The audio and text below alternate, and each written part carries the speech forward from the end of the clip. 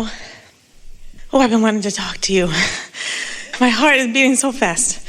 Okay, I came across you in October of this year. This is going to feed off of what we were just talking about. I had a really big contrast that happened to me, which is what led me to you. I thought it was the worst time of my life, but it was the best. So here I am. I found you now. And what used to be really easy to me to float my cork, now that the contrast is past, I keep going back. I don't want to. And what you were talking about works. So if I put my attention on something else, the contrast seems to lessen, or I seem to get clarity about it. However, I feel my boat tip in the right direction. I get to that point. But it seems that I keep falling back into a place of utter fear. Well, the reason for that, when something has happened that is significant enough that a lot of momentum has happened around it, because law of attraction will keep giving you little pieces of it. Different things in your today remind you of it, and so it's easy to go there because it's still somewhat active in your experience. So there's a tendency to want to, we've been calling it relitigate it, go back and sort of play it over again. But all that does is keep it active longer and make it more likely to keep showing up. And so it is enough, and we want you to hear this too, it is enough for you to just be consciously aware of what's happening. It is enough for you to understand. So if you say things to yourself like, well, it's logical that my mind would keep turning back to that because there was a lot of momentum there. And it's logical that my mind would turn back to that because it's the opposite end of something that I really want. And it's logical, since every subject is two subjects, for me to sometimes not mean to, but instead of activating the end of the stick that is what I want, to activate the end of the stick that is the absence of what I want. That's just logical. And what we're asking you to do is just be nice to yourself about it, to acknowledge that it's logical, but that you don't have to get carried away with it, because after all, just like all the things that you said to us when you first began, it is the past, and you do have the ability to think about other things. The reason that time does have the potential of, in human vernacular, healing all wounds, the reason that time does have the potential of doing that is because your now can distract you into higher vibrational places. But if you keep relitigating it, if you keep going back and playing it over and over in your mind, then even though you're moving through time, your vibration isn't getting higher. And so not only does it stay with you, but other things like it now come into your current experience. So these are the things we want you to acknowledge. I'm aware my guidance system is working. I can tell when I'm doing that thing I'm doing that is not productive or good for me. And so knowledge is really powerful, just understanding something. We really like it when Esther chooses the word understand.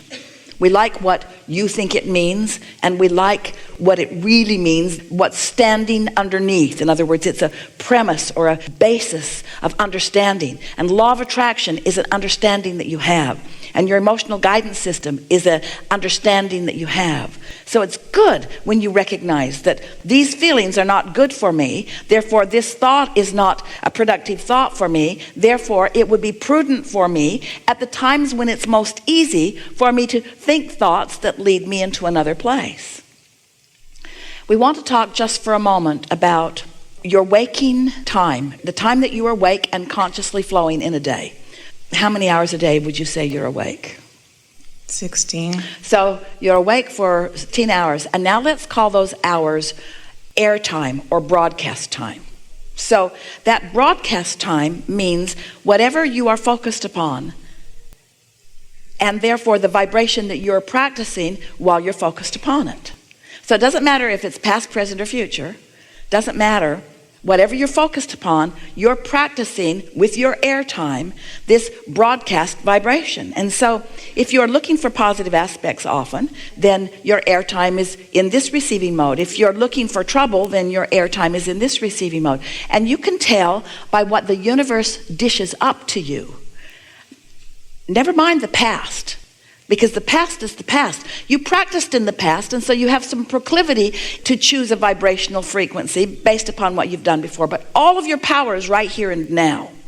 And the important thing to know about your power being here and now is that you've got this cadre of non-physical energies that are always here, that are flowing to you and through you. So your airtime really should be, if all these facts that we've given you are accurate, and they are, it should be easy for you, because the majority of you is here. And you know how to know that the majority of you is up here in these high frequencies? Because you have negative emotion. Your negative emotion is your indicator that you're not where most of you is. You couldn't even feel negative emotion if your inner being were not up here. The other day Esther said, Abraham, give it a break. I feel terrible. Stop it. Because she understands that emotion is the relativity between where we are and where she is. And so when she doesn't feel good, she was blaming us. If you weren't up there in such a high-flying place, I wouldn't feel so bad. Can't you come down here and meet me about halfway? Can't we meet in Overwhelmed? Now, we're being playful with you about this because your inner being will never lower vibration, but you don't want your inner being to ever lower vibration. This knowledge is power, isn't it? So these things you know. Law of attraction abounds. Your vibration belongs up here. That's where most of it is. When you choose things based upon past experience, you're going to cause this tug of war between who you really are and what you're allowing to be. But don't you love knowing that? Just know that. Just know that. So then you start saying things to yourself like, I don't have to feel bad like this, you know. My inner being is up here. I don't have to feel bad like this. I'm just making bad choices about what I think about. And I'm going to stop making those bad choices. I'm doing better and better at not making those bad choices. And I certainly don't have to relitigate. I don't have to go back and tell those same stories about those same people, about those same things. It's like I'm deliberately holding myself apart from who I am. And your inner being, who loves you more than life itself, because it is life itself, your inner being loves you so much and yet will not give you the break of lowering vibration so that you can feel better. You've got one option and one option only if you're going to feel better. You've got to find some way of letting go of whatever it is that's holding your cork away from where it belongs. It's that simple. There's no way around this. So when someone's in a bad mood, don't say, oh, you poor thing, what happened? Say, get away from me.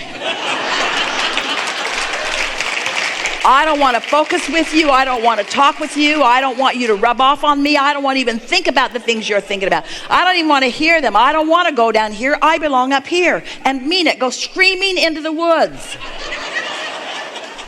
And in the same way that you would do that if you were high flying, so you're high flying, you're feeling really good, you're all really good, and somebody comes into the party and they've got things they want to tell you. Don't you want to say, go away, go somewhere else? And don't you want to say to your own self, I want to go away from that past experience. I don't want to keep that active in my vibration. Enough with that. That's done. Enough with that.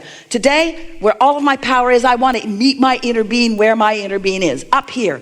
Ba ba ba ba ba ba ba ba ba ba. I agree with all that, and I understand it all. My question is I don't want to tell the story. I don't tell the story, actually, at all. Well, you're not telling the story, but it's active in your vibration while you're talking about not telling the story. Yes, I feel it. I feel it all the time. Well, stop it. You don't have to. You don't understand. If what we just said to you, you say, I understand. You don't really understand until you have discovered the relief of being able to let go of something that doesn't feel good. So how do I do that when it's about my physical body, that I'm afraid of certain things? How do I let that go? I want to. By wanting it so much that you're willing to focus on something that gives you relief until relief becomes the predominant vibration. We know sometimes things happen that leave you shaken and leave you feeling vulnerable, but you can't rest in that vibration. You know too much about it. So you say, that was then, this is now. That was the result of the thoughts I was thinking then, and what's coming next is the results of the thoughts that I'm thinking now. And that was beneficial because it launched me into a place of understanding things that I didn't understand before. How lovely is it to know what causes what? Isn't it nice to know that what you think matters and that you can tell by the way you feel what you're thinking? And isn't it nice to then begin exercising some control over your thoughts? You just have to take the path of least resistance. It's like sometimes when Esther is watching some of the political stuff that feels so awful, and all of those medical commercials, she said, I think I have a little gout. I think I might have some mesothelioma.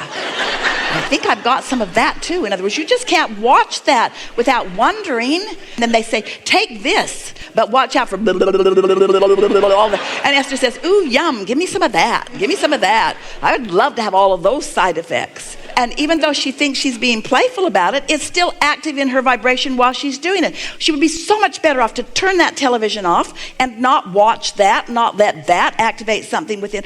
Don't give it any airtime, you see. Pay attention to what you're giving airtime to. Because what you give airtime to is what causes you to rendezvous with what's in your vortex. You're new to this, but you're understanding everything that we're saying. Just be easy about it. Don't worry about what you're saying, but care about how you're feeling. And the faster that you catch a negative emotion and change the thought in the early subtle stages, the easier it will be. It's like the analogy that we've offered for so many years of Esther discovering those roads in San Francisco. She couldn't believe people drove on them.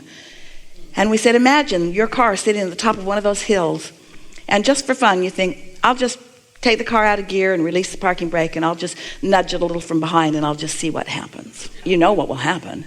It'll start down the hill, and it will gain momentum. It'll get faster and faster and faster and faster. So before it even gets started, you think you're going to play, so you release the brake, and you nudge it a little, and it starts to move, and then you come to your senses, and you get out in front of it, and you just let it bump up against you, and it stops, because there was not much momentum, so it's easy to stop. But if you wouldn't want to be at the bottom of that hill trying to stop it. Never mind, I changed my mind. Is it safe to say when I think a thought that, oh, if I do this, something terrible is going to happen to my physical apparatus, and I feel that negative emotion, is it safe to say that my inner being does not think that way about that thought is... When you say, I don't feel safe, your inner being would never say that. When you're using the word safety, you really mean vulnerable. But it is accurate to say that the negative emotion that you feel when you don't feel safe is what it feels like when you don't feel about the subject that you're thinking in the same way that your inner being thinks about it. That's always true.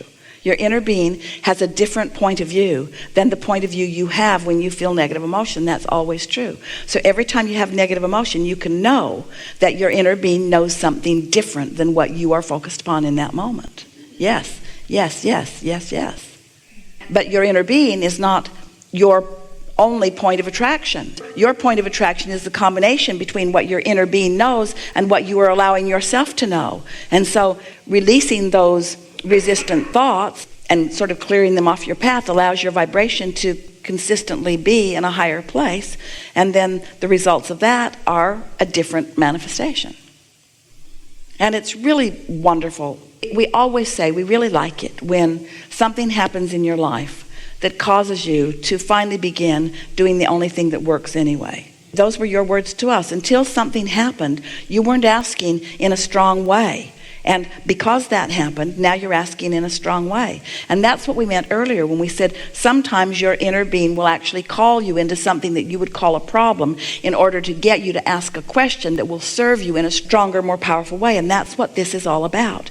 Now you understand, you see. Now you understand. I'm pretty hard-headed. It took a lot for me to go through to get here. You're all hard-headed because law of attraction causes you to be hard-headed because you get what you think about. It's no wonder that you believe what you believe because a belief is just a thought that you continue to think. So you think the thought and then the thought manifests and then you look at the manifestation and then you say, see, and then you believe it more and then you observe what's been manifested.